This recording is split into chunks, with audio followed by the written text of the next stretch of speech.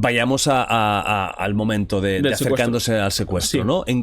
¿Es el último viaje que has hecho hasta el momento? Es el último viaje, que es julio de 2015. ¿En qué estado estaba en ese momento el conflicto? Estaba muy complicado entrar. De hecho, los turcos no dejaban ya ni siquiera acceder legalmente por la frontera, la habían blindado. Total. Porque sabía que ahí si entrabais podíais morir. Porque sobre todo ya era el boom del Estado Islámico y del yihadismo. Entonces tenían parte de Alepo y parte de los alrededores. Entonces lo que hicieron es blindar las fronteras porque había habido atentados suicidas con vehículos. Entonces las blindas y no entras y no sales.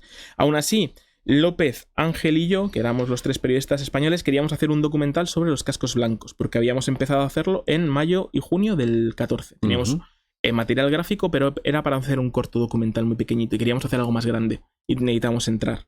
Contactamos con una persona que nos aseguró que tenía contactos y pues vamos a entrar. Era un momento muy muy peligroso donde no había periodistas y una semana o 2 semanas antes de que nosotros nos secuestraron a un periodista japonés que se llama Junpei Yasuda en la misma zona donde íbamos a ir. Valoramos y dijimos, si siempre hemos entrado y siempre hemos salido, porque esta vez va a ser diferente. Y fuimos para adelante. Contactamos con Usama, que era un traductor que no había trabajado nunca con nosotros, pero que teníamos relación porque había trabajado con otros compañeros. Y dijimos, pues vamos para adelante. Y efectivamente fuimos a Alepo y a los 3 días nos secuestraron. O sea, os infiltráis. Sí, entramos ilegalmente. Ilegalmente. Sí, cruzamos una frontera ilegalmente, sí, entre Turquía y Siria. ¿Estáis en Alepo? Llegamos a Alepo. Y llegamos a entablar relación con los cascos blancos para decirles que les íbamos a grabar. ¿Qué eran los cascos? ¿O son los cascos blancos? Era como la protección civil que podemos tener en España. Entonces, cuando había un bombardeo, era personal sanitario que iba al bombardeo a intentar sacar pues, cadáveres en muchas ocasiones o intentar rescatar personas debajo de los escombros. También iba por los barrios dándoles agua a la gente, repartiendo comida, entonces era un poco ayuda humanitaria, entonces hacían un curro bastante potente, sobre todo a nivel gráfico. Entonces apostamos por ese reportaje. Hicimos también una entrevista con un comandante de una unidad militar siria, rebelde, que incluso nos llegó a ofrecer protección militar. A 1.200 euros el día. Y claro, le dijimos, vale, 1.200 euros el día. Cobramos, sí, facturamos $150 por reportaje, entre López y yo. Es decir, esto es que no te lo podemos alquilar ni por horas. Entonces, obviamente, prescindimos de la escolta armada. Y a los 3 días nos secuestraron. ¿Y cómo? Vamos paso a paso. Vale. ¿Dónde estabais? Estábamos haciendo un reportaje en la ciudad vieja de Alepo, porque como había ido muchas veces, siempre entraba y cuando hacía un reportaje, o cuando entraba en Alepo, hacía siempre el mismo reportaje, que era visitar a unos cristianos que estaban en una especie de residencia para personas muy mayores. O sea, ya te conocían, digamos. Sí, habíamos estado muchas veces. Entonces, vimos la evolución, ¿no? De cómo eran 20 y tantos, a cómo eran 10, a cómo quedaban 3 la última vez que entramos. Entonces, mucha de la gente que habíamos entrevistado, pues habían asesinado. Entonces, bueno, pues era la evolución de seguir la historia. Estuvimos con ellos y en un momento dado le digo a Usama, que era el traductor, que queremos hacer un reportaje de la ciudad vieja de Alepo. Es patrimonio de la humanidad, ¿no? Es la 3ª ciudad más antigua habitada por el ser humano. 7.000 años de historia. Entonces nos dice que nos va a llevar, que nos va a enseñar pues la mezquita Omeya, el zoco, etcétera, etcétera. Y en un momento dado, ya íbamos en coche, el conductor, que era amigo de Usama, saca la cabeza por la ventanilla. En ese momento dices, pues no sé qué cosa más rara, ¿no? En vez de mirar por el retrovisor, el tipo saca la ventanilla. ¿Qué ocurre? Estaba marcando el coche a la unidad militar con la que había quedado. Entonces, de la nada, estaba parada una furgoneta, arranca, nos cierra el paso y de la parte de atrás se bajan 5 o 6 hombres armados, vestidos de yihadistas, como hemos visto en los vídeos que subían ellos, con capuchas, con Kalashnikov, y empiezan a pegar gritos. Yo estaba en el asiento de atrás, justo en el medio, ¿vale? A mi derecha estaba Ángel, a mi izquierda estaba López, y es, hostia, le hemos cagado. O sea, en ese momento sabes que te han secuestrado. ¿Ves? Ya. Sí, lo sabes porque, o sea, te han cortado el paso, se han bajado hombres armados, se empiezan a pegar gritos con armas y dices, hostia, que la hemos cagado. Entonces, sacan al conductor, a Hamza, sacan a Usama, se cae al suelo, o sea, parecía Figo cuando jugaba en el Madrid, le tocaba así, iba al suelo y dices, hostia. O sea, que era teatro. Sí, claro, en ese momento no, porque claro, no lo sabes, pero luego con los años era teatro puro y duro. O sea, os traicionaron. Sí. Sacan a López, sacan a Ángel y yo me quedo solo en el coche. Y en un momento dado, hago así, miro para mi derecha y digo, hostia, si me salgo aquí a correr, lo mismo no me pillan. Claro, pero es, ¿y si me disparan? Y sobre todo somos 3, nos hemos ido 3, volvemos 3. Entonces no te haces nada, levantas las manos, sales, te esposan, te ponen una capucha y te meten dentro de la furgoneta y arrancan. ¿Fueron violentos o ni hacía falta? No. Nosotros no nos resistimos. No. O sea, sí que hubo empujones y eso, pero... O sea, yo no me iba a resistir. Entonces arrancan con los 3 periodistas y los 2 sirios. Y claro, yo pensaba, ¿he visto algún logotipo? Porque claro, sabíamos que había 2 grandes grupos, Al-Qaeda y Estado Islámico. Si nos cogía Estado Islámico estábamos muertos. Porque ya no había posibilidad de salir. Porque 100%. ya ejecutaban periodistas. Desde agosto del 14, un año antes, ya ejecutaban periodistas. Entonces, ¿puede ser Al-Qaeda? No lo sé, no he visto ningún distintivo, pero es que también puede ser unidades pequeñas que son de su padre y su madre y al final te venden al mejor postor, que es mucho más peligroso. Arrancamos, nos llevan y después de X kilómetros en la furgoneta, paran en una especie de nave industrial abandonada donde había muchos más soldados, tenían sus furgonetas, etcétera, etcétera. Entonces, bajan a López, bajan a Ángel y yo soy el siguiente periodista que baja. Entonces, me quitan las pulseras, siempre llevo 7, es mi número de la suerte. Me las quitan todas, me quitan el reloj, la cartera, el pasaporte, las cámaras, la mochila y me llevan a una celda donde estaban mis 2 compañeros. ¿Vale? Es una celda normal y corriente donde había varios colchones, una botella de agua y el Corán. O sea, como una celda de prisión. De prisión, normal. Sí, prisión, más o menos, sí. Entonces éramos los 3 en silencio. Al rato entra Usama, el traductor. Se sienta en el suelo, Ángel se acerca, le dice, Usama, habla con ellos, diles quiénes somos, que hemos estado el día anterior haciendo un reportaje con un comandante de una unidad militar. La respuesta de Usama es, ahora no es el momento. Y dice eso. Vale, pues... Cuando tú consideres, hermano, o sea, no tenemos prisa. Y al rato entra el conductor. El tipo entraba descojonándose. ¿El conductor? Sí, descojonándose. Se sentó al lado de López y mía. Y entonces nos mira y dice, a vosotros os van a cortar el cuello. Y yo, ¡qué hijos de puta! Qué cabrón. Claro, o sea, nosotros valemos algo. Tú eres sirio. No les vales nada. Nadie le va a dar nada por ti. Ni se va a interesar por ti. Es decir, yo estaría acojonado. Porque me van a matar, me van a tirar una zanja. A esto sí. Tipo, empezó a reírse y es, hostia. Qué cabrón. Lo sabía. Claro. Por eso sacó la cabeza por la ventanilla para marcar el coche. Y por eso el otro no dijo nada. Porque el otro podía haber dado la cara por nosotros y decir, oye, estos están con nosotros. Nada, callado como una puta. Claro. Llegan 2 tipos vestidos de negro, nos toman los nombres a los 3 periodistas, nos vuelven a esposar, nos ponen una capucha y nos sacan.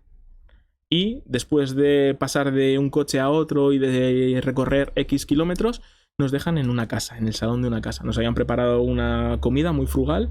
Era una especie de pizza de estas turca, ¿no? Claro, ahí se quedó. Nosotros no queríamos nada. No teníais el estómago para... No. Silencio absoluto. O sea, nosotros ni hablábamos entre nosotros. ¿Aún habíais hablado entre vosotros algo? Nada, silencio absoluto. ¿Y tú recuerdas qué pensabas en esos primeras horas? Yo estaba acojonado. Yo pensaba en mis padres, en el marrón donde nos habíamos metido, yo sobre todo que nos iban a matar. ¿Tú lo pensabas? Sí. Pero no en ese momento, primer día. En los 299 yo pensaba que nos iban a matar. Wow. Pero sobre todo en ese momento, entonces, ni siquiera tocamos la comida. No porque estuviera envenenada, es que no teníamos hambre. Y tampoco no tenía ninguna necesidad. No teníamos ninguna necesidad. O sea, nada. Ni nos pegaron. Era una casa normal. Normal y corriente. Era una casa mata, es decir, de una planta, tenía 2 habitaciones de matrimonio, un salón, un baño y una cocina. Entonces a nosotros nos encerraron en el salón. Entonces, a la mañana siguiente despertamos. De hecho, teníamos sillones, había 3 sillones. No me digas por qué, pero dormimos en el suelo. O sea, a ninguno de los 3 se nos ocurrió, vamos a dormir en el sofá. Porque no queríamos molestar a nadie y que fuera momento o motivo de, has dormido en el sofá y te hemos pegado. No veníamos nada. Entonces, a la mañana siguiente... ¿Pudiste dormir? No. Vale. No puedes dormir.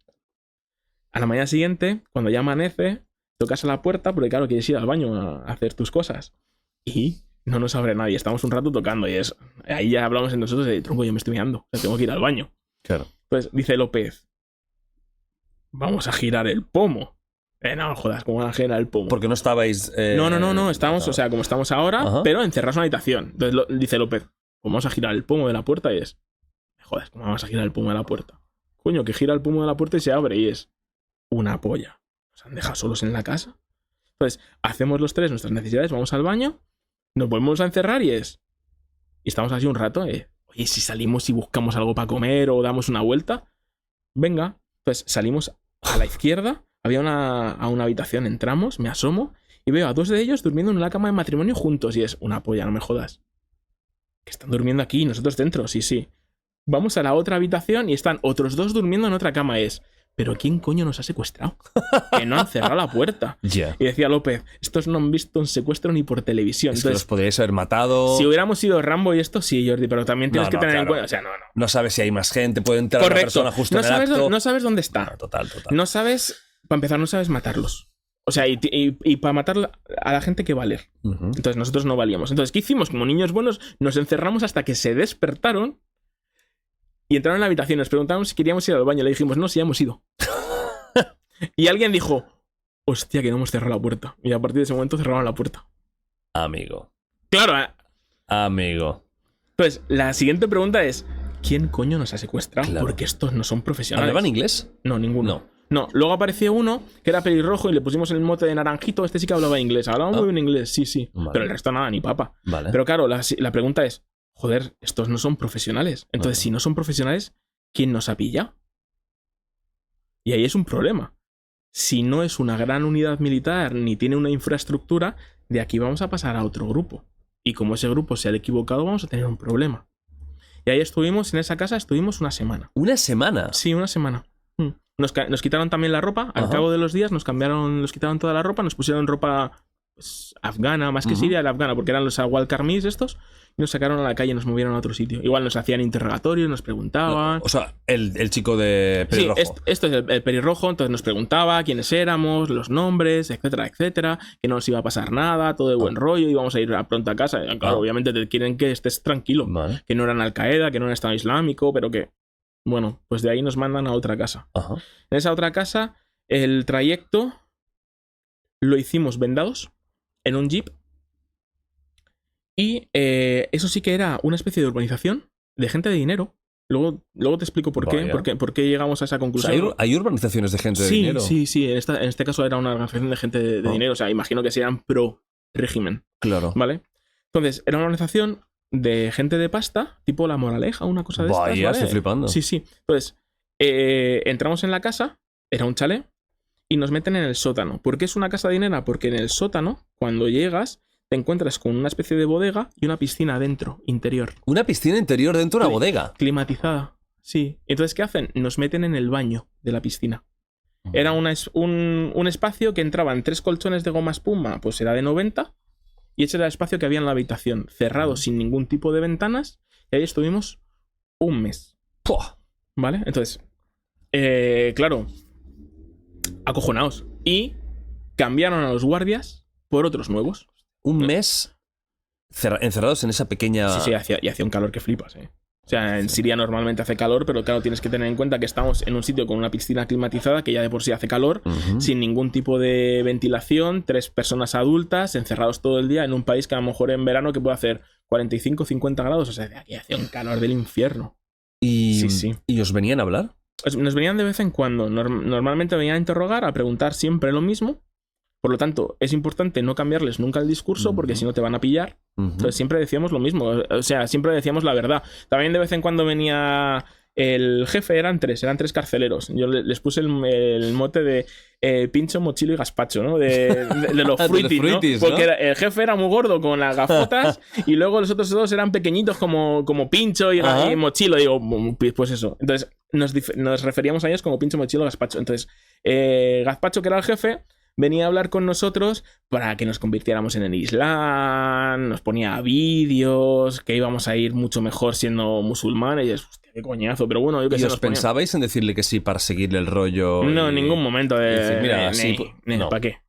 O sea, no tiene sentido. O sea, no nos han secuestrado porque somos cristianos. O sea, nos han secuestrado porque somos periodistas y nos han pillado en un sitio donde no teníamos que estar. Ya está. O sea, no nos iban a liberar por habernos convertido al Islam. O sea, y ahí estuvimos un mes. ¿Qué ocurre en ese mes? Que además de este señor que venía a darnos las lecciones del Islam, etcétera, etcétera, aparecía un nuevo secuestrador que nos empezó a interrogar. Uno totalmente nuevo. Era un tipo que iba muy bien vestido, hablaba muy buen inglés. Era sirio, yo creo, pero hablaba muy buen inglés. Siempre recordaré que las botas que llevaba eran de montaña de estas marcas Salomón, o sea, quiere decir, gente de pasta. El portátil era un Apple, o sea, quiere decir... Hostia. Y entonces el tipo pues igual, nos dijo que todo iba a salir bien, que iban a negociar, que lo único que querían era hablar con nuestras familias para que se pusieran en contacto con el gobierno, Entonces nos hicieron preguntas, siempre eran las mismas. Y este señor vino regularmente, pues en ese mes aparecería 3 o 4 veces. Una de ellas vino muy contento. Chavales, esto se acaba ya. Y nosotros, cojonudo, de puta madre, un mes y nos vamos a ir para casa y esto, si Dios quiere, ni se ha enterado nadie. Ajá. Y entonces me dice, Antonio, ¿tú conoces a una persona que se llama LM? Y yo, hostia, le hemos cagado. Sí que lo conozco. LM es una persona a la que yo le hice un reportaje para la agencia francesa Noticias France Press, porque era un español, un ex militar español que había ido a Siria a entrenar. En ese momento eran soldados rebeldes. En el momento actual en el que nos encontramos, pues eran ya yihadistas de Estado Islámico y de Al-Qaeda. Entonces el tipo lo que hizo fue, a través de sus antiguos contactos, tocarlos a todos y preguntar, ¿han desaparecido 3 españoles? Y alguien les respondió con una foto de nuestros 3 pasaportes y se lo mandó. ¿Son estos? Sí, son estos. Entonces, ¿qué hace él? Él manda una prueba de vida, es decir, una carta, para que yo le responda. Aquella carta, que venía con 3 preguntas, venía con un encabezamiento que dice: hola Antonio, soy LM, soy tu mejor amigo, por favor contéstame a estas 3 preguntas. Además de eso escrito por su puño y letra, venía con una fotografía de su carné militar del Ejército del Aire y su rango era alférez y vestido de uniforme. O sea, un militar español. Un militar español que estaba en la reserva, ¿vale? Pero era militar español y se dirigía de los 3 periodistas a uno. Y el encabezamiento es: hola, soy tu mejor amigo. Entonces, claro, yo veo aquello y digo, este no es la persona de contacto que yo te he pasado. La persona de contacto se llama Cristina Sánchez, es amiga mía, trabaja en Radio Nacional, es periodista. No, este es el bueno. Digo, te estás equivocando. Por favor, contesta a las 3 preguntas. Y mi respuesta fue: ¿las quieres que las responda en español o en inglés? Dice, no, en inglés, para que las entiendan lo que estás diciendo. Es verdad que las 3 preguntas venían en inglés. Vale. La segunda pone: Antonio, ¿cómo se llama una amiga en común que tenemos? Que es la que nos presenta para que yo le haga la entrevista. ¿A qué se dedica? ¿Y en qué hospital trabaja? ¿Y en qué ciudad trabaja? Vale. Aquella amiga se llama Elena. Trabajaba en La Fe de Valencia y es enfermera. Vale, enfermera en inglés es nurse, ¿verdad? Sí. Vale, el grupo terrorista que nos tiene es Jabhat al-Nusra. Entonces, ellos entienden que se acaba de mandar un mensaje cifrado al CNI diciendo qué grupo terrorista nos ha secuestrado. Uf, qué mala suerte. Entonces yo le digo que no es este, que hables con Cristina, que no, está solucionado. Dice, y para que veas nuestra buena fe, o veáis en este caso porque éramos 3, podéis usar la piscina cuando queráis. Y es una polla, nos está ofreciendo el pavo este una piscina. Sí, nos dijo, podéis usar la piscina si queréis. ¿Pero por qué se puso contento? Porque les había ofrecido $100 millones. ¿Cómo? Sí. ¿Quién ofrecía $100 millones? La persona que se puso en contacto con ellos, haciéndose pasar por un intermediario del gobierno español. Que era mentira. Sí, claro, no tenía que. Claro, este señor no podía ofrecer nada, no tenían nada. Ajá.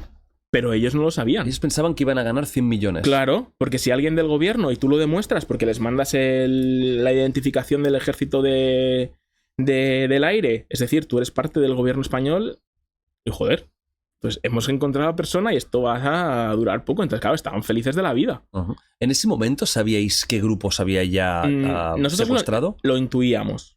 ¿Por qué? Principalmente porque no estábamos en Raqqa, es decir, no era Estado Islámico. 2, no íbamos de naranja. 3, los que nos tenían eran casi todos sirios, o nosotros intuíamos que eran todos sirios, y después el trato no era malo. O sea, quiero decir, estábamos secuestrados, pero ni nos pegaban, ni nos amenazaban, ni nada. El trato era bastante cordial. Entonces, ¿qué deducisteis que os había pillado? Nos había pillado Al-Qaeda. Al-Qaeda. Sí, por la zona en la que estábamos, que era la provincia de Idlib, que era su bastión, nosotros entendíamos que era o Al-Qaeda o algún grupo afín a Al-Qaeda. Vale. No a lo mejor Al-Qaeda como tal, porque eran grupos muy pequeñitos y quien nos cuidaban, que eran nuestros carceleros, o sea, al final no dejaba de ser Pepe Gotera y Otilio, pero sí que entiendes que son afines a porque están en este tipo de zona. O sea, no era un grupo de Al-Assad. No, era de los contrarios. Era de los contrarios. Era Al-Qaeda o grupos yihadistas, pero eran rebeldes. No dejan de ser terroristas islámicos. Exactamente. Sí, fanáticos. Eran fanáticos. Entonces, este señor se va tan contento y viene como a los 2 o 3 días bastante cabreado. ¿Por qué? Claro, aquí ya es donde la película cambia. El tal LM En vez de prometerle los 100 millones, cambia el discurso y dice, o soltáis a los españoles o os mando un comando para que los libere. Y pero ¿cómo se te ocurre, hermano? Entonces, esto se cabrearon bastante. Me dijeron, Antonio, quiero que me escribas en un par de folios, en inglés. ¿Quién es esta persona? ¿Quién eres tú? ¿Qué tipo de relación tienes con él? Y si sigue molestándonos y amenazándonos, te vamos a empezar a cortar los dedos y a enviárselos para que nos dejen en paz. Y en ese momento te marca como el más importante de los tres. Y ya se centran en mí. Todos los interrogatorios iban conmigo. Cada vez que venían solamente me sacaban a mí y hablaban conmigo, porque ellos entienden que lo que tienen delante no es un periodista como López o como Ángel. Es un miembro del Ejército Español, del CNI, de la inteligencia, pues ya tú te inventas lo que quieras. Y ahí empieza una putada para mí. Y ahí estamos un mes. ¿LM? ¿Qué interés tenía en hacer todo esto? Pues mira, no lo sé. Porque te complica la vida. Sí, me complica. O sea, a mí y a mis dos compañeros. Claro, más a mí. Vosotros. Pero el secuestro, yo creo, sinceramente, después de casi 10 años, yo creo que él hace que el secuestro se alargue. Yo creo que sí.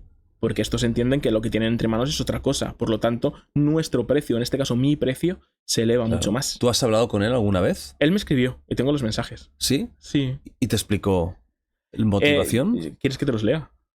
Hombre, sería... Sí, claro, por habría que supuesto. cortar y tendría que ir a... Vale, pues sí, por supuesto. Bueno, hemos hecho el corte porque esto, que es una barbaridad, ha permitido que vaya a buscar el teléfono para leer los mensajes que esta persona te envió después para un poco contar. Si quieres, Antonio, pues por favor. Pues a mí me liberan, aunque bueno, nos estamos adelantando mucho, me liberan un 7 de mayo de 2016, ¿vale? Entonces, el 10 de mayo de 2016 me escribe este señor a mi mail personal y me dice: hola Antonio, bienvenido a casa, firmado LM. Obviamente es silencio absoluto, no hay respuesta. Siguiente mensaje, el 11 de mayo. La semana que viene, martes, estaré en Madrid, por si te apetece que nos veamos. Mi teléfono es patatín patatán. Mi respuesta, el 13 de mayo, es: Luis, ahora mismo estoy muy cansado y no me apetece ver a nadie. Un abrazo. Su siguiente mensaje, ese mismo 13, ya la cosa cambia. Dice: como te he dicho, enterado. No hay ninguna necesidad de que me veas ni hables. Tú mejor que nadie sabes tu estado y apetencias. Además de lo que te hayan dicho los chicos del centro, es decir, del CNI. Pero si no lo digo, reviento. Me engañaste en el Skype de julio cuando me dijiste que no ibas a ir y me dijiste que obviamente no lo tenías previsto a corto plazo. Una semana después te largabas, os pillaban y habéis tenido en aire no solo a vuestras familias, sino a mucha gente trabajando por y para vosotros. Mi sentido de amistad cristiana hizo implicarme hasta el fondo por ti y por tus compañeros por mi cuenta en virtud de mi experiencia y contactos. Nadie demuestra mayor amor que el que da la vida por sus amigos. Lo dijo Jesucristo y así actué, con la esperanza de obtener la única satisfacción de vuestra libertad. Pero veo que no tenemos el mismo sentido de la amistad, o quizá es que nunca me consideraste tu amigo. Te envío varios archivos que quizá te puedan ser útiles. En estos archivos es donde él tiene una conversación con uno de los secuestradores y donde él ofrece, o entre ellos se ofrecen, los 100 millones de dólares por nuestra liberación. ¿Él los tenía? Él no tenía nada. No, pero se tiró un farol. Claro, se tiró ese farol para hacerse pasar por negociador del gobierno y ser una voz autorizada. Entonces tú cuando a alguien le ofreces muchísimo dinero, ellos lo que quieren es, obviamente, pillar esa pasta. Claro. Entonces ahí es donde la cosa se tuerce. Entonces, ostras, sí, no es poco dinero, ¿eh? 100 millones. 100 millones. Lo que pasa es que les has prometido una mentira. Entonces cuando te demuestran que te tienen, porque les he firmado el papel de la prueba de vida, entonces ya no te voy a ofrecer 100 millones. Lo que te voy a ofrecer es que me los das o mando un supuesto comando y los libero. Que no existe. No, jamás existió el comando, pero claro, ellos no lo sabían. Entonces ellos se acojonan, porque no dejan de ser unos matados. Entonces ellos pensaban que iba a ir ahí el Delta Force, los iban a matar a todos y los iban a liberar. Entonces en un momento dado se llega a plantear, esto lo sabes luego a posteriori, nuestra ejecución. Madre mía. Se llegó a plantear nuestra ejecución. Entonces, a los 2 días de esa última reunión con ellos, lo que hicieron fue movernos a una tercera casa. Wow. Y entonces, mientras tanto, pues iba pasando el tiempo y nosotros acojonados. ¿Cómo era la tercera casa? La tercera casa era una casa normal, igual, casamata. Tenía 2 habitaciones, una cocina y un salón muy grande y luego dos especies de jardines, ¿vale? Nos tenían 5 tipos que no iban enmascarados, son los únicos de todo el secuestro que no iban enmascarados. Eran familia entre ellos, de hecho nosotros los llamamos los primos y su trato era súper cordial, pero muy, muy cordial. Muy cordial. Muy cordial. O sea, ellos tenían claro que su trabajo era mantenernos a salvo, cuidándonos, y obviamente no tenían ningún motivo para ser agresivos con nosotros. De hecho, Ángel y yo jugábamos a un ajedrez que pinté yo con un folio y con los envoltorios de quesitos del caserío, y les dimos tanta pena que nos compraron un ajedrez. Nos preguntaban todos los días qué queríamos de desayunar. A mis 2 compañeros, que no les gustaba el té, les traían café de esto 3 en 1 de Nescafé, creo, de Nestlé. O sea, quiero decir, los chavales siempre atentos con nosotros. Wow. Vosotros os estáis quietos, nosotros no tenemos... ¿Hablaban inglés? No, uno solamente. Pero vamos, al final te haces entender, ¿eh? O sea, ellos con gestos y eso te acabas entendiendo. Por ejemplo, ¿dónde los tenían metidos? No, nos dieron acceso a toda la casa. Sí. Joder, pues pasar de una habitación a... Claro, o sea, un cambio. Estábamos, quiero decir, secuestrados, pero no era un mal sitio. De hecho, llegó a tal grado la confianza, que obviamente nos contaron sus vidas, quiénes eran, etcétera, etcétera, pero es que nos dieron acceso a la cocina, a cuchillos, para que nosotros mismos ya cocinásemos, o nos hiciéramos una ensalada. Entonces, ellos tenían los cuchillos y nos lo pedíamos y se lo devolvíamos. Y los tipos, claro, ponían así la mano y tú se lo dabas. Y los tipos se reían. Al final ni siquiera guardaron los cuchillos.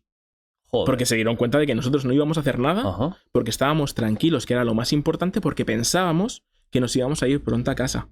O sea, de momento, digamos que vuestra mentalidad no era derrotista en ese momento. No, nosotros sabíamos que estábamos bien físicamente, esta gente nos trataba bien, no era... ¿No pensabais que ibais a morir? No. A ver, siempre tienes esa duda. Claro. Pero la gente que nos tenía nos trataba muy bien. Por lo tanto es... Pues si esta gente nos trata mal, pues aquí nos sentamos a esperar. ¿Cuánto tiempo estuvisteis en esta casa? En esa casa estuvimos 1 mes y medio, más o menos. Desde... agosto a mediados de octubre, más o menos. E incluso llegué a empatizar con uno de ellos, con el más jovencito que tenía 19 años, que acaba de tener una niña de 6 meses, se llama Siam. Y con él, a través del ajedrez, pues lo conocí un poco. Él me preguntaba por mis padres, por mis hermanos, yo por su familia. Entonces, sí que hicimos amistad, entre comillas, porque todos los días jugábamos al ajedrez. Qué fuerte. Todos los días. ¿Y ellos eran terroristas? ¿O eran una familia como allegada que...? O sea, ellos al final tienes que tener en cuenta que la guerra empieza en el 11, tendrían sus negocios, porque uno de ellos incluso tenía un cibercafé, otro trabajaba en una tienda, en una fábrica que hacía metalurgia. O sea, quiero decir, tenían su vida. ¿Qué pasa? Que la guerra les para la vida.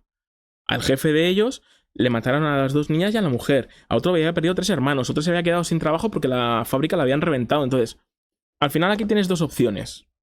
O te vas... Es decir, te conviertes en refugio, donde no te va a querer nadie, o te quedas y te alistas. ¿Con quién? Pues con el fuerte. ¿Qué es? Pues o grupos yihadistas, o Al-Qaeda, o... Entonces, estos decidieron alistarse. Entonces, iban armados, pero en ningún momento nos pusieron la mano encima. Nada, es que no hacía falta. O sea, se dieron cuenta que éramos gente normal, que no les íbamos a dar un problema, porque nosotros estábamos tranquilos, porque sabíamos que no estábamos en manos de Al-Qaeda. ¿Qué ocurre? De Estado Islámico.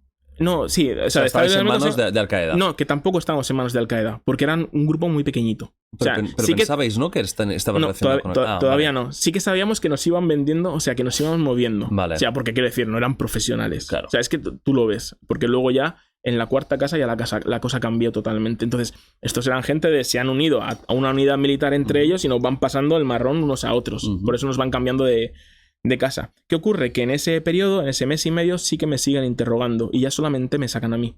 Y me preguntan a mí, me preguntan mucho por este señor, quién soy realmente, etcétera, etcétera. Entonces te das cuenta de, joder, a mí me han marcado. Pero bueno, mientras que no nos amenacen ni nada de nada, pues perfecto. ¿Qué ocurre? Que a mediados de octubre, el 16 o el 17, aparece uno de los secuestradores de la 2ª casa. Es decir, el gordete, ¿vale? Y nos dice, os vais para casa. Y es, hostia, nos vamos para casa. Ya está. Se acabó esta mierda. No nos ponen ni esposas, nada. Claro, te vas para casa. O sea, ¿para qué vas a huir si te van a llevar para casa? Entonces, nos llevan a comprar la cena, nos meten en otra casa, nos encierran en una habitación. Mañana os vais. Y nos dieron de comer. Siempre me acuerdo de la última cena con mis compañeros fue pan con plátano. Y yo le decía a López, tranquilo, que mañana ya comemos un kebab de puta madre y esto es para ellos. Ajá. Entonces nos encierran ahí, vamos al baño y por la noche nos apagan la luz. ¿Qué ocurre? Que de madrugada empezamos a escuchar ruidos. Entonces, claro, te acojonas. Digo, joder. Y entonces, en un momento dado, escuchamos cómo abren la puerta de la habitación, que tenía candados. Vemos un haz de luz que empieza a iluminar los bultos que éramos nosotros, que estábamos debajo de las mantas. Entonces se incorpora Ángel, que estaba, según entras, a la derecha, y le apuntan a la cara y dice, ¿eres Antonio? Y entonces me levanto yo y digo, no, Antonio soy yo. Y me hace así con la mano para que salga con ellos. Cierran la puerta, dejan a mis 2 compañeros. Me hacen que coja la ropa que tenía, las mudas, es decir, la ropa interior y los calcetines, y me sacan de la casa. Me ponen unos grilletes y me ponen un saco en la cabeza. Me meten en un coche, me meten la cabeza entre las piernas y a mi costado se sienta uno y me apunta con una arma en el estómago. Y no vamos de allí. Entonces, todo ese trayecto, que realmente no sé cuánto duró, pero yo iba pensando de, hostia, me van a llevar a un sitio y me van a matar. O sea, yo pensaba que ya verás cuando llegue que van a tener su cámara, su bandera y el matarife. Y me van a cortar la puta cabeza por culpa de este imbécil. Para el coche... Me meten al interior de una casa. Esto sí que era como un primer, segundo piso, porque sí que sé que subo escaleras. Es una casa muy grande. En ese momento iba tapado, pero sí que tenía que ir con los pasillos y esto. Y me meten en una habitación porque no noto el espacio amplio, ¿verdad? Entonces me quitan la venda y lo que veo no es una bandera y una cámara, gracias a Dios. Veo un colchón, una botella de agua, de 1,5 litros de agua, un cuaderno, un bolígrafo. ¿Qué más había? Un cojín, una especie de almohada, una cámara de seguridad colocada todo el rato mirando lo que es la habitación y una tira de luz LED que estaba encendida todo el rato. Me llevan al baño, me encierran y ahí me quedo. Y ahí sí que me doy cuenta de que ya esta gente sabe lo que se hace, porque además de lo que es la cerradura, tienen candados en las puertas. Vale. Habían tapiado todas las ventanas con clavos para no levantarlo y no saber si es de día o de noche. Y dices, esta gente ya sabe lo que hace y sobre todo que tienen una cámara de seguridad. Claro. Ya la cosa ha cambiado. Claro. Vale. Y ahí sí te das cuenta de, estos no son los pringados de antes. Aquí ya hemos pasado a una primera división o a la Champions del secuestro. Entonces, a la mañana siguiente, escucho cómo abren la puerta. ¿Vale? Entonces, yo a todos mis secuestradores hasta ese momento nos levantamos y los saludábamos. Quiero decir, el trato era bueno. Entonces, esta gente es nueva, porque obviamente no son los de antes. Me le voy a presentar. Y según me levanto, el tipo entra en la habitación y lo primero que hace es pegarme. Un puñetazo. Con la mano abierta en la cabeza. Hostia. Me echa una hostia. Entonces, claro, me voy para atrás y entra otro. Y este hablaba inglés. Chapurreaba inglés. Vale. Y entonces me explica. Aquí tenemos unas normas. Uno, cuando abrimos la puerta, tú tienes que estar sentado en el suelo, mirando contra la pared y con la cabeza tapada. No te puedes mover si nosotros no te lo decimos. ¿Cómo te decimos que te muevas? Así. En ese momento te levantas. Te cogemos de la mano, te sacamos al baño 2 veces, por la mañana y por la noche. Te damos de comer por la mañana y por la noche. Y tienes 1,5 litros de agua cada 3 días, más o menos, medio litro al día, para que no tengas que ir muchas veces al baño. Y ya está. No tienes que hacer nada más. Me dieron un bolígrafo, un boli, papel. un cuaderno, para que yo apuntara lo que quisiera y me dicen, te puedes mover por la habitación, todo lo que tú quieras, pero siempre que te veamos por las cámaras. No te pongas en los puntos ciegos. Y ahí empezó otro secuestro, porque hasta ese momento a nosotros no nos habían pegado ni nos habían amenazado. Y a partir de ese momento, desde mediados de octubre hasta mediados finales de febrero, todos los días este hijo de puta me pegaba. Todos los días. ¿Por qué? A los 2 o 3 días apareció otro interrogador nuevo. Me dio un papel, un boli y me dijo, quiero que pongas con todas las unidades militares con las que has estado, con todos los líderes rebeldes con las que has estado y el tipo de armamento que les has dado. Y es, ¿pero qué coño me estás contando? Si no es por las buenas, te lo sacamos por las malas. Ya, pero y es que no sé. O sea, no soy lo que vosotros creéis. Bueno, ya lo veremos. Entonces lo que intentaban era romperme y que les contase algo que obviamente no sabía. Entonces, por más que me pegaban, por más que me maltrataban... O sea, ahí te pegaban... Sí, me daban... Te pegaban puñetazos... Sí, duro. Sí. Duro. Sí. Sobre todo uno de ellos. Uno de ellos me pegaba de unas hostias. ¿Sí? O sea, eso no eran bofetones, era... No. El tipo disfrutaba de más. El problema es que disfrutaba el hijo de puta. ¿Lo notabas? Sí, porque a pesar de que iban todos con pasamontañas, el hijo de puta es que se le notaba. Sobre todo cuando ya me cambiaron a una segunda casa con ellos. En un momento dado entra otro, que era más pequeñito, más bajito. Yo le llamaba al Hobbit porque el tipo no me levantaba así. Entonces, en un momento dado, claro, yo ya no me movía porque sabía las órdenes y el tipo lo que hacía era dar vueltas a mi alrededor. ¿Sabes? Como marcándote para que te dé miedo. Entonces llegó un momento el otro que le cogió, le dio un golpe y dice, vete de aquí, no tiene sentido lo que estás haciendo. O sea, no. O sea, entre ellos decían, hostia, eres un sádico, macho. Claro. O sea, ya está el chaval. Porque yo disfrutaba. Sí que disfrutaba. Entonces, yo muchas veces, o sea, está mal decirlo, ¿vale? Yo decía, este hijo puta no saldrá a su casa y le caerá un morterazo y lo convertirá en kebab. Es normal que lo pienses. Ya, luego pensaba pues yo qué sé, a lo mejor no era así antes. Y la guerra lo ha convertido en un desgraciado. A lo mejor si no hubiera habido guerra, pues a lo mejor hubiéramos entablado algún tipo de conversación o amistad o yo qué sé, por el fútbol. Sí, por cualquier cosa. Pero es normal, al final el odio genera odio, ¿no? Sí, lo que pasa es que al final piensas, ese señor seguro que tiene familia, tiene hijos o mujer, y dices, yo qué sé, al final te sentías mal, pero sí, yo pensaba un mogollón de no te morirás, desgraciado. Claro, porque ellos, digamos que te preguntaban y si no respondías lo que esperaban, te pegaban. ¿Era la dinámica esta? No, ellos venían... ¿O ya era de gratis? Era de gratis, era todos los días. O sea, sin mediar palabras te pegaban, o sea, palizas. Ellos querían que yo les dijera lo que me habían preguntado. Entonces, como yo nunca les respondía en el papel, entonces ellos veían el papel y estaba en blanco. Pues hostia, claro, todos los días. Lo que pasa que hacía este tipo jugaba a poli malo, un pony bueno. Unos días por la mañana me pegaba, por la tarde era buen rollo, ¿quieres algo? Agua es... Ostras, a lo mejor 2 días no me pegaba, a los 3 sí, o sea, era una cosa de... Claro, entonces no sabías cómo tenía hoy el ánimo... ¿Iba sin...? No, iban todos tapados. Estos iban todos tapados. Y esto iba de uniforme militar. Vale, o sea, esto era otra... Este es otro nivel. Entonces, claro, cuando te ves solo en esas circunstancias que no sabes si vas a salir. No, aquí sí que lo piensas. Claro. Aquí sí lo piensas, y además lo piensas todo el rato. Y yo hasta ese momento no había rezado. Y eso, ¿tú eras católico? Yo soy religioso. O sea, quiero decir, a mi modo, yo... Sí. Pero claro, después de ver tantas cosas en la guerra, pues dejas de creer en Dios. Normal. O sea, quiero decir, no tiene sentido. O sea, no voy a rezar a un señor que permite esto, no una persona que permite esto. Pero claro, estando allí solo, dices, hostia, yo qué sé, es lo único que me queda. Total. Y si me escucha y, yo qué sé, me cuida. Entonces me puse a hablar con él. Hablaba con él todas las mañanas. ¿Sí? Todas las mañanas. A día de hoy también lo hago, de vez en cuando. Voy a la iglesia O sea, esta experiencia tan dura de alguna forma te ha acercado más a Dios, podríamos decir, porque ¿no? yo tengo la sensación que a mí alguien me cuidó allí. Sí. Tú estabas solo y solo tenías eso. Solamente la fe, tenía a Dios por las mañanas y por la noche tenía a mi madre. Yo hablaba mucho con mi madre. Hablabas con ella. Mi madre tiene un problema en el corazón y yo pensaba que cuando le dieran la noticia, como era lógico, pues me había cargado a mi vieja. Pues imagínate. Yo soñaba muy poco, o sea, no soñaba mucho. Pero las veces que yo soñaba veía que llegaba a Madrid, al aeropuerto de Barajas, y veía a mi padre y a mis 2 hermanos. Preguntaba, ¿papá dónde está mamá? No está. Entonces, claro, mi sentimiento de culpa siempre era, me he cargado a mi madre.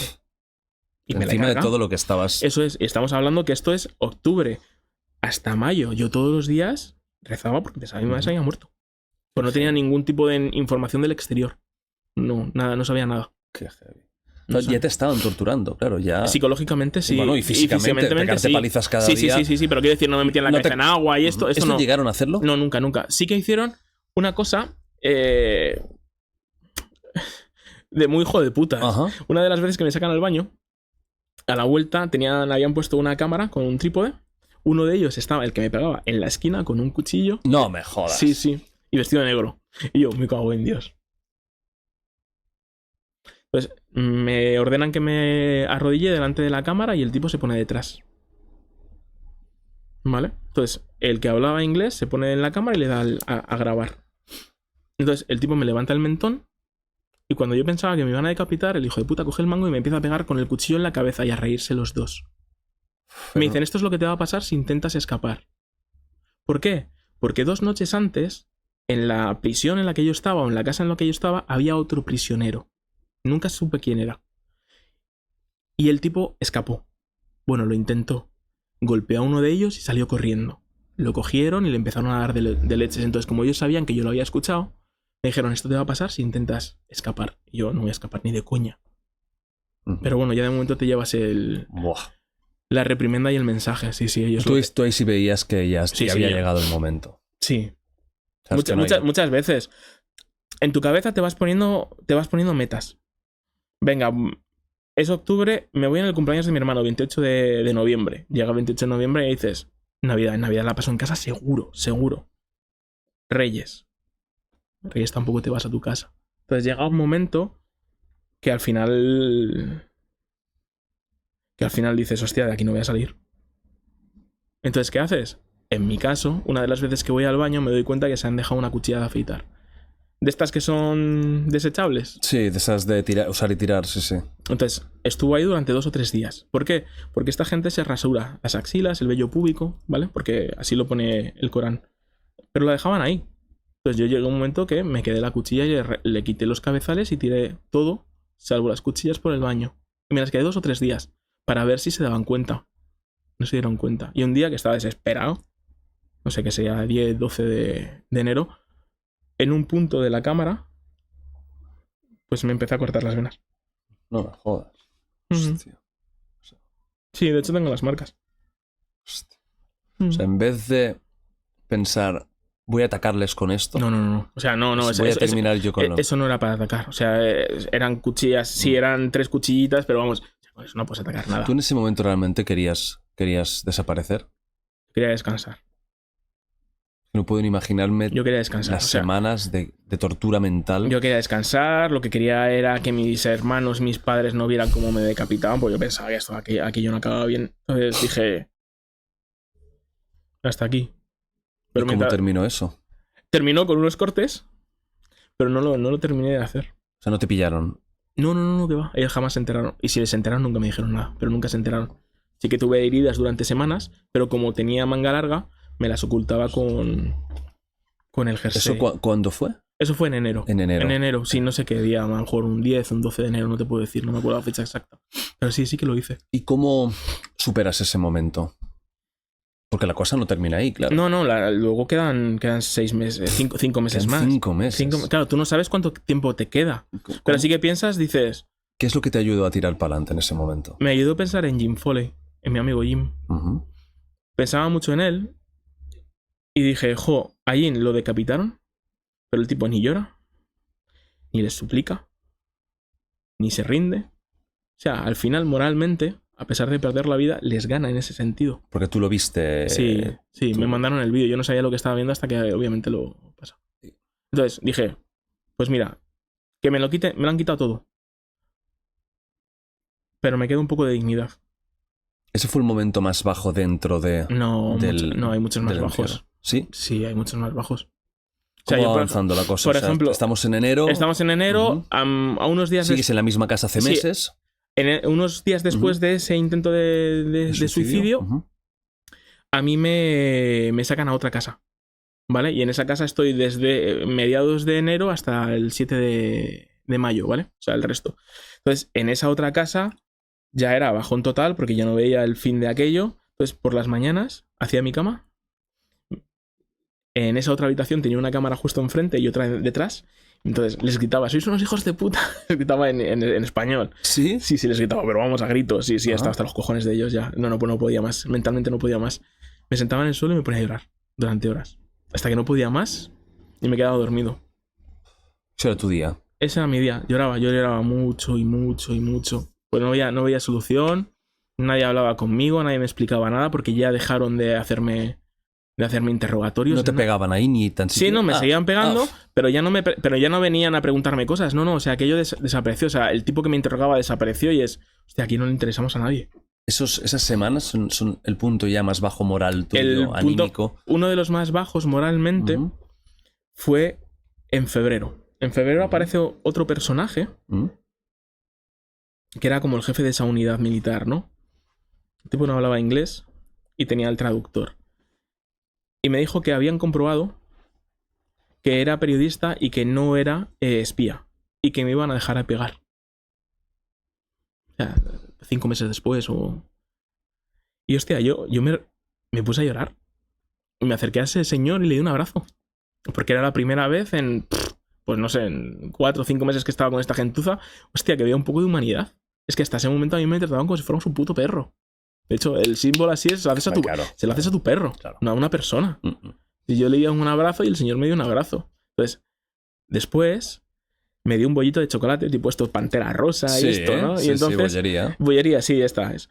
Entonces, me lo guardé desde finales de febrero al 7 de marzo, que es mi cumpleaños. Vale. Entonces, el 7 de marzo yo lo rompí en 7 trocitos. Perdón, lo rompo en 5 trocitos, que son mis padres y mis 2 hermanos y yo. Vale. Y me lo como por la noche cantándome el cumpleaños feliz y mientras lloraba. Ese es un momento muy jodido. Joder. Porque una de las cosas que yo tengo buena, que también es malo, es que yo sabía en cada momento qué día era. No solamente de secuestro, sino yo sabía que era el 7 de marzo, que era el 31 de diciembre. Eso tiene sus cosas buenas. ¿Y eso cómo lo sabías? Porque es una facilidad que tienes tú. Sí, porque empecé a contar. O sea, nos secuestran un 13 de julio de 2015, día 1 de secuestro, y entonces todos los días yo iba contando. Y cuando nos venía a hacer una prueba de vida, veía la fecha y yo cogía mi calendario. Vale, perfecto, es perfecto. No fallé ni un día. Wow. A lo mejor otras personas se descuentan o ya los ánimos. Eso es, pero como yo escuchaba los cantos a la oración, cada 5 cantos es un día. Vale. Entonces yo decía, vale, pues ya tenemos un día, uno más. Uno más. Entonces, tampoco tenías nada más en lo que pensar. No. Bueno, pensaba mucho en mi familia. Pensaba mucho en mi madre, en mis hermanos, en todas las cosas que me iba a perder. Es duro lo del cumpleaños. El cumpleaños es muy duro. Yo también sabía de si yo salgo de aquí, sé que el día que llegue a mi casa voy a tener encima de la cama los regalos de Reyes y los regalos de cumpleaños. Qué bonito. Y estaban los dos. O sea, yo sabía. Pero claro, yo qué sé, te vas hundiendo moralmente porque dices, esto no tiene ningún tipo de solución y vas ¿Cumplió la palabra?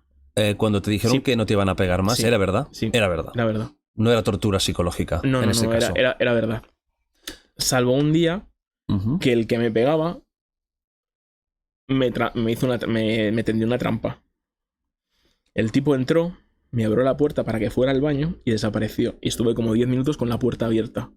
Y claro, yo me estaba meando. Entonces, ¿qué hice? Salí, me cubrí, pero fui agachado para llegar al baño. Entonces, cuando llego al baño y salgo, el hijo de puta me empieza a pegar diciendo, si no te he sacado, ¿por qué has salido? Has intentado escapar y... ¿Qué me estás contando? Ya tenía ganas de pegarte y buscó la excusa, era una excusa. Sí. Y ahí sí, hasta el final nunca más. O sea, solamente en los últimos 4 o 5 meses solamente me pegaron esa vez. Y en esa situación que tú tienes, que no te hablan ya a duras penas, ya te han dicho que no eres un espía. Pero tampoco te dejan salir. Tampoco, no, nada. Y, o sea, ¿cómo estás tú? Ya se nota que estás al límite. Yo estoy al límite. Pero además, ¿qué piensas? Porque no te están matando, no te pegan. Uno, que no sabes cuánto va a durar esto. No tienes ni idea. ¿Pero tú pensabas que te iban a matar o ya no? ¿O eso ya un poco lo habías pasado a segundo plano, cuando ya te dicen que no te van a pegar? A mí me daba mucho miedo las noches, porque era cuando a mí me interrogaban. Entonces, cuando llegaba la noche, dormía muy mal. Por eso luego por las mañanas, después de llorar, me quedaba dormido. Porque sí que tenía miedo. A ver, te ha prometido un yihadista que te va a tratar bien. Dices, claro, esto ya es lo que tú le quieras comprar la palabra. Claro. Obviamente al final no te lo acabas creyendo. Pero sí que es cierto, el trato mejoró un poco. De hecho, llegó un momento, el 11 de abril de 2016, yo estaba harto, no podía más con ello, no podía más. O sea, era un sufrimiento mental de estoy todos los días aquí sin que nadie me hable, sin salir para nada. Les toco la puerta y viene uno de ellos y le digo, ¿tú? ¿A mí? Esa es la cara que puso él. Se le abrieron mucho los ojos y me dijo, por la noche. Hice así, por la noche. Y yo, cojonudo. Pues pasé todo el día allí, sentado, cagando en su puta madre, insultándolos. Por la noche me abren la puerta, me llevan al baño y al volver me habían puesto una televisión. ¿Qué dices? Para que estuviera calmado. Pues se dieron cuenta de que estaba desesperado. Y empezaba a estar desesperado. ¿Y tú lo decías en serio cuando le dijiste eso? ¿Tú querías que te mataran? Sí, y esto lo he hablado yo con mi psiquiatra. Me dice que es una forma de autosuicidio. Total, bueno. Porque lo que quieres es descansar. Entonces, como tú no tienes el valor de hacerlo, lo que quieres es que lo ganen ellos. Porque tú lo que quieres es descansar y dejar de sufrir. O sea, me ha dicho que es una reacción que suelen tener las personas que están secuestradas. Que les piden que los maten. De hecho, después estuve investigando y parece ser que Ortega Lara también se lo pidió a los etarras. Que se lo cargara. Ya no podía aguantar más. No puedes aguantar, ya un momento no aguantas más. ¿Y la tele te ayudó? Sí que me ayudó. Porque me la pusieron solo árabe. No, que va. Si tenían ahí el Canal Plus, los hijoputas. ¿Qué dices? ¿Qué me dices? Sí. O sea, ¿podías ver el día después? Casi. Me la pusieron el 11. El 12 no funcionó porque no había luz. Y el 13 es la primera vez que yo tengo noticias de fuera. Entonces yo pensaba que me van a poner sus canales Javidis de la guerra todo el rato. Que va, me pusieron 250 canales de una parabólica. Sí. O sea, veía las noticias en inglés, en francés, veía mogollón de películas de Hollywood. ¿Veías noticias sobre ti? No. No. Porque podría haber sido podría ser. Entonces yo lo que hacía era, lo primero que veía siempre eran las noticias de France 24 en inglés. Entonces, la primera vez que yo tuve noticias de España fue el 13 de abril de 2016 porque pusieron el mapa de España para saber el clima. Entonces llegaron a Madrid, que era de donde soy yo, y creo que había 12, 13 grados, y yo me puse a llorar y dije, hostia, son mis padres. La siguiente noticia fue que en España se tenía que ir a volver a votar porque las votaciones para investir a Mariano Rajoy de presidente no habían fructificado. Y yo... hostia, que no salimos de aquí en la puta vida. Y yo se lo decía a los pollos cuando venían de que en España hay que volver a votar, que no voy a salir de aquí. Y dice, ¿ves? Por aquí, por eso no tenemos nosotros democracia. O sea, que vi incluso... Sí, había uno que sí. Porque cuando me estaba poniendo la tele, el tipo luego ya congeniamos un poquillo, me dijo, ¿tú de dónde eres? O sea, 5 meses después de tenerme el tipo ahí. Claro, no hablaba conmigo. Él no te había pegado. No, nada. Me venía por las noches, me sacaba, pero nunca jamás me puso la mano encima. Me dice, ¿de dónde eres? Digo, soy español. Y dice, hostia, ¿Madrid o Barcelona? Digo, no, yo soy del Madrid. Y el fútbol, ¿no? Y el fútbol. Claro. Y me dice, pues es que Zidane nos va a llevar a jugar contra Guardiola en la Champions. Y es, ¿cómo Zidane si el entrenador es Benítez? No, ese lo han echado. Digo, claro, ¿cómo que lo han echado? No te enterabas de nada. Entonces me estaba contando que el Madrid iba a jugar la Champions en semifinales contra el City de Guardiola. Y es verdad, creo que fueron 1-0 en el Madrid y 0-0 ahí. Entonces, a través de eso, el tipo me contaba cosillas. Y era un poco tu primera vez en meses de una cierta humanidad. Sí. Y ya cuando me pusieron la tele, o sea, eran 3 o 4 horas de luz al día, hostia, yo me quedaba embobado. Viendo cualquier cosa. O sea, era el momento de la tele, aquello era lo más maravilloso. De hecho, siempre estaba encendida.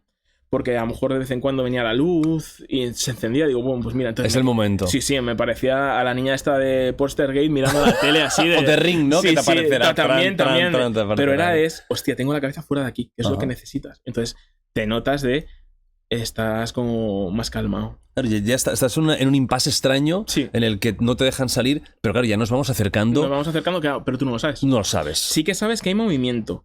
¿Por qué? Porque a ellos les escuchas como muy nerviosos, hablando con mucha gente, de vez en cuando entraban, me probaban zapatillas, me probaban ropa, y digo, no, me van a mover, seguro me van a mover, ¿no? O sea, me traían cosas para ver si me estaba bien de talla. Entonces, claro, como había perdido muchísimo peso, claro, me tuvieron que ir ajustando hasta que lo dieron conmigo, entonces yo sabía que me iban a mover. Entonces, el 7 de mayo de madrugada, que era un sábado, ellos entran por la mañana, los dos, el que hablaba inglés y el que me pegaba. Y el que hablaba inglés venía igual cubierto de yihadista, pero con una banda de Estado Islámico en la frente. Y dije, hostia, la hemos cagado. Buah. La hemos cagado. Me he equivocado. Pensaba que era otra gente. Y al final son Estado Islámico. Me dan la ropa, me dicen, te tienes que ir al baño, te tienes que cambiar y quitarte esta y ponerte una ropa nueva. Efectivamente, me cambio, me ponen unos grilletes, me ponen una capucha y cuando me está sacando a la calle, este tipo, claro, se tenía que quedar porque había otro preso. Me dijo en inglés, don't forget us, no nos olvides. Me metieron en el coche, me metieron la cabeza entre las piernas y el que me pegaba la pistola y me encañonó en el estómago otra vez. Entonces yo recuerdo que todo el trayecto iba repitiendo en voz baja para mí mismo, le pedía a Dios, por favor que sea rápido y que no me duela. Porque mi mayor miedo era cómo me iban a matar. Sí, pues, si me iban a decapitar, sabes que tardas en morir 3 o 4 minutos mientras te hago, que fuera un tiro. Y obviamente no me quiere imaginar lo del piloto jordano, que te queman vivo. O sea, es aquello era ya... Entonces, llega un momento que la furgoneta llega a una especie de huerto de olivos o de árboles frutales. Entonces ahí me bajan, me conducen 200, 300 metros, me quitan la capucha y por primera vez en 7 meses yo veo a mis 2 compañeros. ¡Hostia! Ya, tampoco sabías nada de ellos. Yo preguntaba por ellos. Al principio nos mandábamos cartas para saber si estaban bien ellos y estaba yo. Nos dejaban. Nos mandaron 2 cartas. Entre ellos y en inglés para que ellos supieran lo que estábamos hablando. Claro, claro. Pero llegó un momento que yo preguntaba por ellos y me dijeron, no, si tú aquí no tienes compañeros. Y me acabaron diciendo que habían asesinado a 2 periodistas, Estado Islámico. Y efectivamente creo que fue un chino y un vietnamita, pero sí que los mataron y es, hostia. Entonces, claro, los ves 7 meses después y yo me acuerdo que Ángel les preguntó a ellos, ¿nos podemos dar un abrazo? Y entonces se levantó y nos dimos ¿Cómo recuerdas ese momento? Nos dimos un abrazo, joder. Porque ahí sí que viste, vale, no nos van a ejecutar a los 3. O sí. O nos van a vender a los 3. Pero bueno, están ahí y están bien. Por lo menos tenían mucho mejor aspecto del que tenía yo. Y bueno, a ellos el trato no ha sido malo. Entendíamos que nos íbamos a ir porque la frontera sí que la veíamos, no estaba muy lejos, estaba un par de kilómetros, pero sí que veíamos las torres de Turquía y no creo que nos vayan a matar aquí, no me jodas. Pues sí. Y entonces sí que entendíamos que aquello ya que aquello se acababa. Si nos habían comprado un chándal de eso de Decathlon o el de Maduro. Sí, una cosa así, sí. Y las tapas también eran nuevas. De joder, no me van a matar y me han comprado unas tapas. Claro. Y efectivamente, entonces apareció uno de ellos, el jefe, otro. Que no habías visto tú. No, y si lo había visto no lo sé porque como aquí iba sin máscara y yo los había visto a todos con máscara. Entonces me dijo que si era Antonio, le dije que sí. Entonces me quitó los grilletes y me dijo que teníamos que ir caminando hacia Turquía. Que estaba pues a 1,5 kilómetros, 2 kilómetros. Entonces claro, es una polla, esta gente nos va a disparar por la espalda. ¿Qué va? Nos dejaron que nos fuéramos. Y os fuisteis caminando vosotros mismos hasta la zona de Turquía. Y entonces, claro, ahí llegaba otro problema. Es con las pintas que llevábamos, claro, íbamos con unas barbas hasta aquí, vestidos de, pues eso, de gualtrapas, y es... ¿A que nos matan los turcos? Porque ahora hay que cruzar la frontera y no van a matar los turcos. Entonces, claro, nos ve el señor militar de la gendarmería turca vestidos a como íbamos y es... Claro, el tipo nos apunta y es... Hostia. Bueno, espérate. Entonces...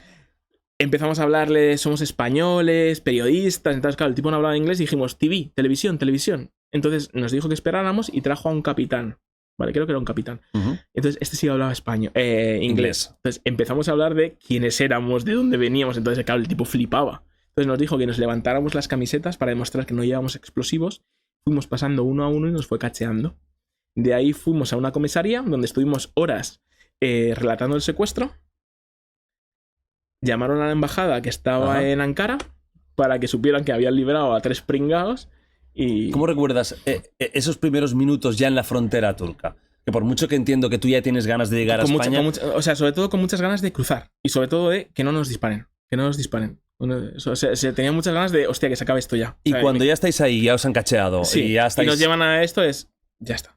¿Tenías euforia o ni eso? O sea, ¿qué sensación se da? No, o sea, ni siquiera euforia, ni lo habíamos celebrado. No. O sea, parecíamos que éramos Jedi de estos tipos Zen. Sí, mucha gente me lo decía al principio, decía, tronco, pareces un Jedi, claro. O sea, no tenía ningún tipo de sentimiento, era... Claro, que a lo mejor tú puedes imaginar, ¡buah! Estarás gritando, abrazándote. No, nada. Entonces estuvimos con los turcos, con la gendarmería y con la policía, explicándoles el secuestro durante horas. Y para mí llega el momento, fíjate, más complicado del secuestro. Llamar a casa. Tu madre, claro. Primero llama a Ángel, después llama a López y ahora tengo que llamar yo. Y es, hostia, yo sé que estoy bien, pero sé que mi madre se ha muerto. Bueno. Aquí. Tú lo sabes. En mi cabeza. Entonces, tienes que llamar y dices, hostia. Y cuéntame, ¿cómo...? Y me coge el teléfono de mi madre. Fíjate. Entonces, como iba con retraso, porque era de estos telefónicos de antes, claro, yo le decía, ¿hola? Y escuchaba a mi madre, ¿hola? Y claro, yo es, ¡mamá! Antonio, o sea, era una conversación de besugos. Sí. Yo lo único... Tu mayor miedo, ¿eh? Sí, yo tenía miedo de que mi madre no estuviera. Y solamente le podía decir, mamá, lo siento. Y dice, no te preocupes. Y volvimos al día siguiente. Para que veas cómo es la vida. Cuando yo ya estaba en mi casa con mi familia, tardaron 3 semanas en decirme que mi tío se ha muerto de cáncer. ¿Tenías una relación...? Yo me llamo Antonio y mi segundo nombre es José, porque él era José Antonio. O sea, muy cercano. Es el que ayudó a mi madre a dar a luz. Por eso yo me llamo el segundo como él. Entonces, fue fulminante. Creo, cáncer de páncreas. Buah. Fue 3 meses fuera. Yo recuerdo, porque me lo han dicho mis primas y mi tía, que cuando ya estaba para morir, les decía a mi madre y a las tías, hostia, no me voy a poder despedir de Toño. Y efectivamente no se pudo despedir de mí. O sea que sí que te das cuenta de que la vida sigue para los demás y que me podía haber faltado a alguien. Tuve la suerte de que solamente... La suerte está muy feo decirlo porque sí, es mi tío y es el padre de mis primas. Pero solamente faltó mi tío. Y tardaron 3 semanas en decírmelo. ¿Tú cuánto tardas en llegar a España? Pues salimos de madrugada del sábado desde Turquía. Hacemos una parada en la base aérea de Zaragoza para cortarnos el pelo, la barba. Ahí ya sí que veníamos eufóricos. Ahí sí. Ahí sí, así. Ya cuando estábamos en la base de... Pues había fiesta, jaran entre vosotros. Sí. De hecho, los que venían con nosotros en el avión nos decían, ¿queréis callaros? Que hay gente intentando dormir. Y digo, sí, me la tronco, lo siento. ¿Ibais en un avión normal? No, que vale un Falcon. Normal que el presidente no quiera dejar de ser presidente.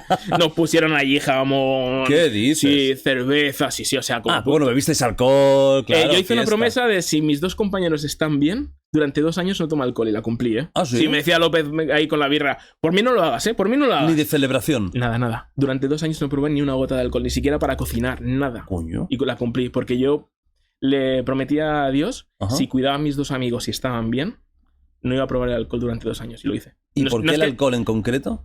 Porque en España somos un país que tú te sientas en una terraza y... Vale, era como algo un poco, digamos, que te costara porque es muy social. Porque es muy social. A ver, no soy una persona que recurrentemente bebe alcohol, o sea, soy más bebedor social de esto.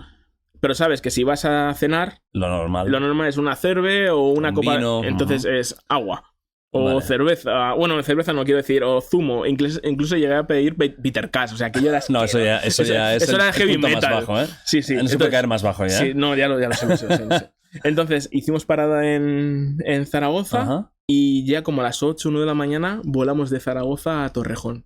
Y ahí ya nos recibieron nuestros padres y nuestros... ¿Y qué? ¿Cómo es ese momento? Polla, o sea, aquí es la hostia. O sea, es el momento que has estado soñando durante tanto tiempo y dices, hostia, es verdad, están mis padres, estaban bien, estaba todo el mundo, luego nos llevaron a comer a un restaurante donde estaban también nuestros amigos, mis tías, mis primas, entonces dices, ¿qué ocurre? Volvemos a casa y en casa estaba tomándome un yogur o un flan en la cocina. Y yo la siguiente imagen que tengo soy yo con 2 policías locales en mi casa, encima de mí en el sofá, y intentando gritar, pero se me había desencajado la mandíbula. O sea, hay como 20 minutos de mi vida que yo no tengo conocimiento. ¿Qué ocurre? Me llevaron de urgencia al hospital de la Princesa, me ingresaron durante 3 días, y es que de todo el estrés y de todos los golpes, mi cuerpo entendió que ya estaba en un sitio tranquilo y se liberó de toda la tensión acumulada. Y me dio un ataque de epilepsia. Y no soy epiléptico. Y solo me he dado esa vez. Porque estaba liberando mi cuerpo toda la tensión. Hablé con los médicos de... Mira, durante 1 año no me he puesto malo. Nada. Salimos de allí y solamente teníamos unos parásitos en el estómago, pero nada más, nada, ni colesterol, nada. Dice, el cuerpo humano es sabio. Sabía que estabas ya en casa y que ya no tenías que estar alerta. Wow, ¿eso fue que la noche que llegaste a casa? La misma noche. Yo la primera noche no la pasé en mi casa, la pasé en un hospital. La primera, la segunda y la tercera. Y luego ya me marché a mi casa. Joder. Sí, las 3 primeras noches, sí. Buena llegada. Para que luego el tipo este te escriba, para saber cómo estás. Sí, claro. Y encima que te ha complicado la vida, pero a un nivel extremo. Es importante hablar de las secuelas, porque ahora ahora este momento es muy bonito. Sí, ahora es muy bonito, sí. Y es verdad, y coño, tu familia está bien. Sí, es una persona, pero al final tu madre, que era como tu preocupación, te recibe. Bien, sí, está bien. Pero tú vuelves de una situación traumática. Muy complicada. ¿Qué ocurre? ¿Qué secuelas tienes? ¿O te han quedado o tuviste en ese momento? En ese momento, o sea, obviamente tienes estrés postraumático, pero lo que pasa es que en este país, en concreto, en esa época, no se hablaba de la salud mental como se habla ahora. Yo ahora tampoco te creas que muchos. Pero se habla un poco más. Sí. O sea, quiero decir, a nosotros llegamos, nos dejaron en Madrid y ahora te las apañas. Claro, espabilate. Exactamente. Claro, yo no sabía que era víctima del terrorismo. Mis compañeros y yo somos víctimas y además mis padres y mis hermanos, ¿vale? Por daños colaterales. Eso quiere decir que al ser víctima del terrorismo tenemos unos 3.000 euros, creo que son anuales, en psiquiatras y psicólogos. Pero tienes 6 meses para apuntarte, si no, dejas de ser víctima. Claro, a nosotros nadie nos dijo nada y nadie nos vino a preguntar de, oye, ¿por qué no te metes en esta asociación de...? No, porque somos víctimas de 2ª o 3ª o 4ª categoría. Y nos eliminaron. Y dejé de ser víctima del terrorismo. Entonces, los primeros meses, pues estaba con mis padres cuidados, pero yo quiero volver a trabajar. ¿Y qué pasa? Que vuelves a subirte a la ola. Y te crees que eres Superman. Que eres Superman porque acabas de salir de un secuestro, estás eufórico. Has publicado además un libro sobre el secuestro, en los medios, tienes curro, mediático, cojonudo. Tu caso fue súper mediático. Exactamente, fuimos muy mediáticos, porque además luego el libro del secuestro tuvo muchísimo tirón. Entonces, claro, entrevistas, dices, hostia, soy una... ¿Tú estabas bien? No. Yo pensaba que estaba bien, pero no estaba bien. De hecho, a mí me recomendaron, vete a hablar con un psicólogo, con un psiquiatra. Estoy de puta madre. No estaba bien. Pero eso te pasa factura después. Y si yo a día de hoy estoy bien, es gracias a mi mujer, que se llama María José. Ella es la persona que ha hecho que yo esté aquí hoy. Te voy a explicar por qué.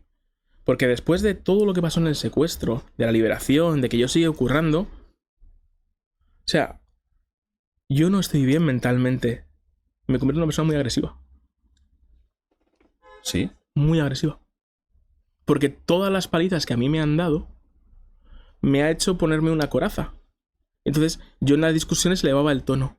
¿Y tú no lo habías hecho nunca esto? No. No iba con tu carácter. No, soy una persona normalmente pacífica. O sea, nunca me pegaban, jamás, nunca. Y entonces llegó un momento que yo volví a revivir todo lo que era el secuestro, todo ese mi otro yo. O esa persona que se me había metido en el cuerpo. Y en 2023, cuando ya tenía una niña y estaba casado con Mary, estábamos de vacaciones en Marruecos. Y yo ya estaba en tratamiento psiquiátrico. Y me daba cuenta de que aquello no funcionaba. O sea, que a mí no me servía para nada. Pero que estaba amargando la vida a mi mujer y a mis hijas. Pues Antonio ahí en el puto Marrakech cogió las pastillas que usaba para la salud mental, etc. Y se metió 50-60 pirulas. Hostia. Mi mujer no habla inglés, no habla francés, no habla árabe. Se encontró con un marrón de vacaciones. Pensaba que no salía de allí. Estuve un día entero en coma. Ella hablaba con mi hermano que vive en Alemania para que mi hermano tradujese al médico lo que me estaba diciendo mi mujer, porque pensaban que iba de borrachera, ¿no? ¿Tú recuerdas los momentos, las horas anteriores a eso? Sí, a eso sí. ¿En qué estado estabas mental? Estaba muy, muy jodido. Muy, muy jodido.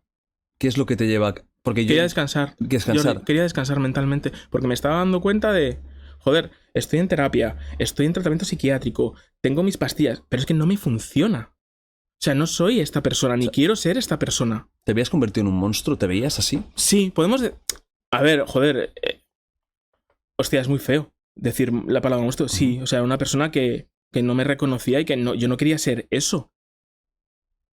Y los pasos que estaba dando para intentar curarme no eran por el camino correcto. O bueno, sí eran por el camino correcto, pero no me estaban... A ti no te estaban funcionando. No me estaban funcionando. Entonces, yo quiero que mi mujer descanse, que mis hijas descansen y sobre todo quiero descansar yo, porque así no se puede vivir. Entonces, cogí una botella de agua, me fui del hotel y en un parque empecé a comerme pirulas.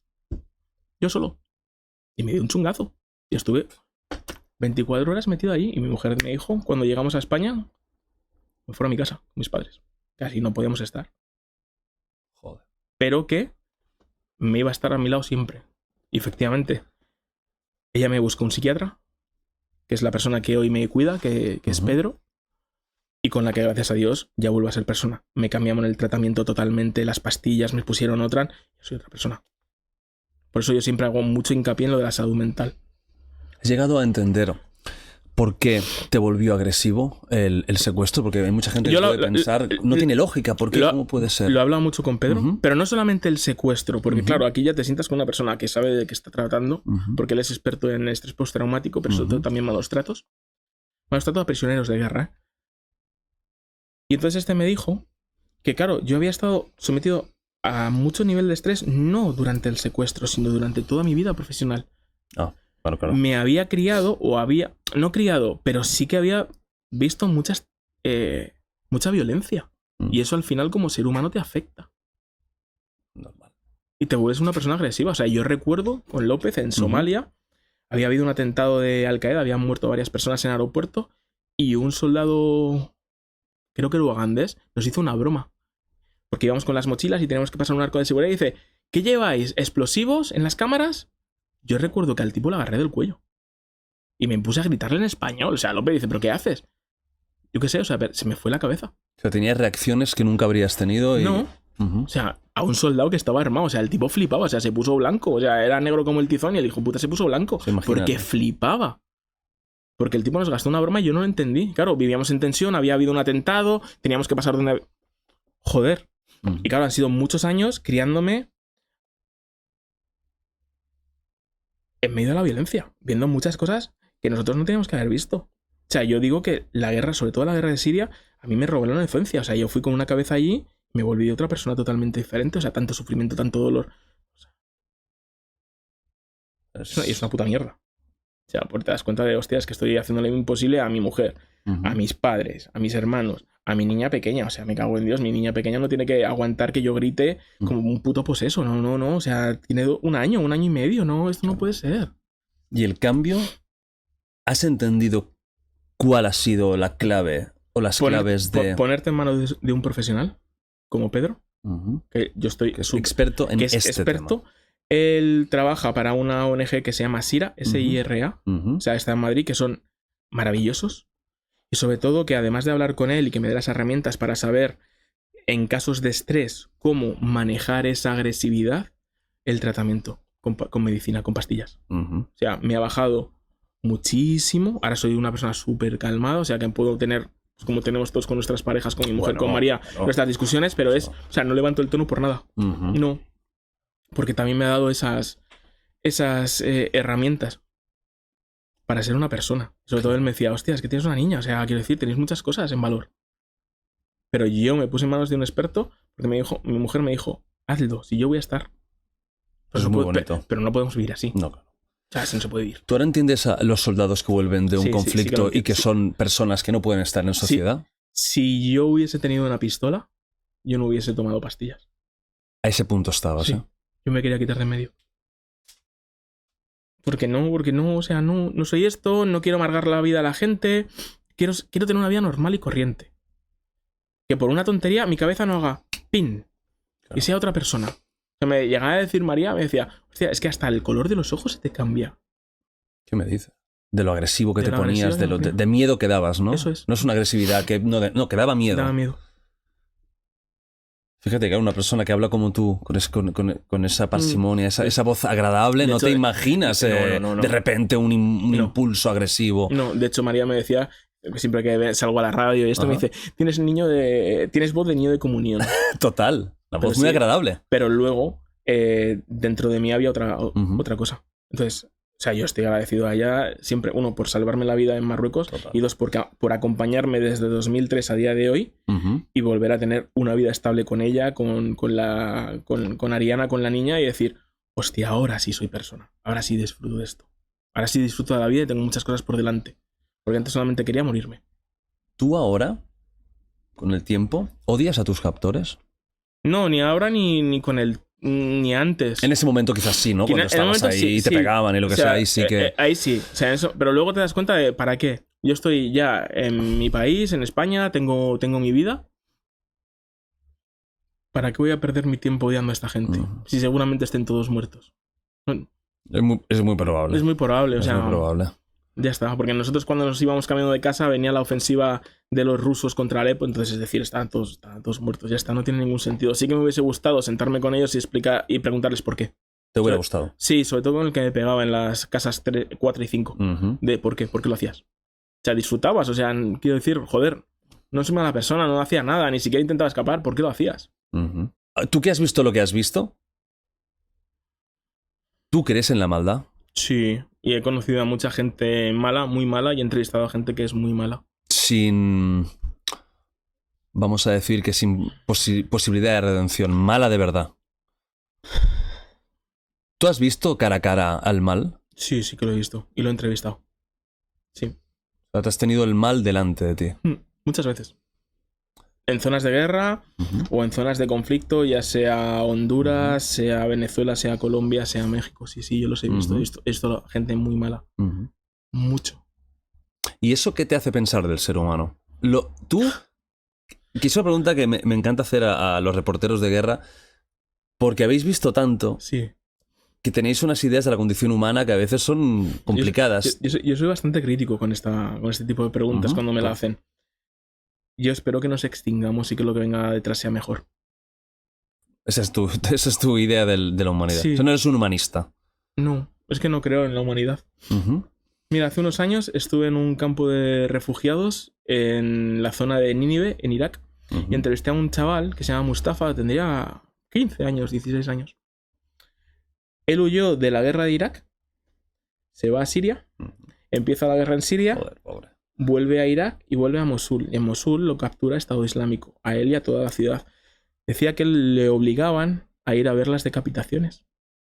Y además en su clase ya no estudiaba inglés o matemáticas, no, estudiaba armamento, el Corán, hacer explosivos, con 15 años. ¿Se lo merece el chaval? No, no se lo merece. Pero sí que sabes que hay unos hijos de puta. En Siria, por ejemplo, a la gente la crucificaban. ¿La crucificaban? Sí, llegaron a crucificar a la gente. Como en la época de Cristo. Estamos hablando de hace 2000 y pico años. 2020 años, una cosa así. Hostia, crucificaban. O ponían sus cabezas en picas. Alrededor de las rotondas. No, no creo en el ser humano. Y ya si te vas, por ejemplo, a países africanos tipo el Congo, joder, yo he entrevistado a muchas mujeres que han sido violadas, pero violadas brutalmente por soldados. Y no solamente mujeres, sino niñas. Claro. No, no creo en el ser humano, ni obviamente no soy humanista.